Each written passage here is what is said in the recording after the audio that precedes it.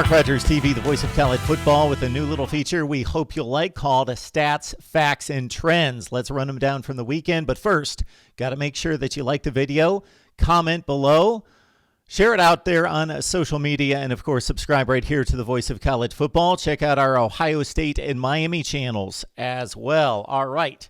Clemson, of course, defeated Miami 42-17. In doing so, the Tigers gained 34 first downs to 9.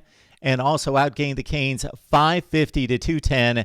Clemson has now defeated Miami 3 consecutive times by a combined score of 138-20. Tiger star running back Travis Etienne rushed for 2 touchdowns against Miami, raising his career total to 60. That passes in this game against the Canes. Get this, among others, Eric Crouch, Tony Dorsett, and Colin Kaepernick on the all-time list.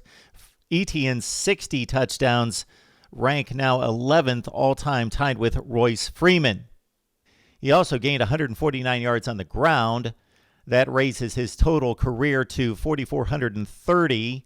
He's 70th all-time. And look at the next 4 names on the career rushing list in college football: Earl Campbell, Eric Dickerson, J.K. Dobbins, and Dalvin Cook.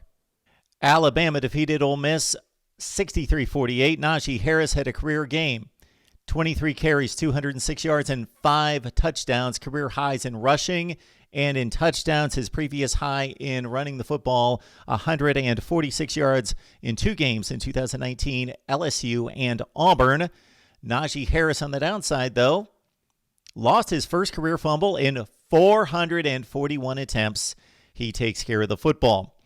LSU, in losing to Mizzou 45-41, gave up the most points in a single game that the Bayou Bengals have given up since way back in 2008 to national champion Florida and Tim Tebow, 51-21, not counting the Texas A&M game that went to a zillion overtimes, of course, 74-72 2 years ago. The most points given up by LSU in regulation was in 2008 to Florida, 51 points, losing to Mizzou, of course, 45-41.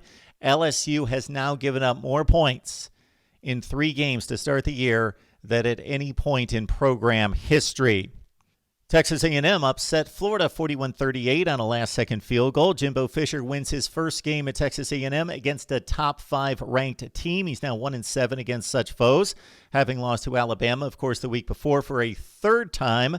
Jimbo also losing to top 5 teams, Clemson twice, LSU, and Georgia.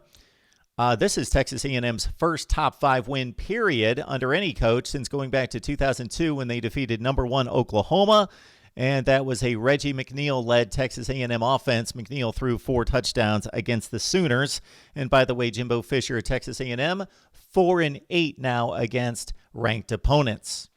North Carolina, 56-45 over Virginia Tech. This is the most points that North Carolina has scored against an FBS or ACC opponent since defeating Miami in 2015, 59-21. The Heels have put up at least 56 points against 4 FCS opponents during that time. And North Carolina is 3-0 for the first time since 2011.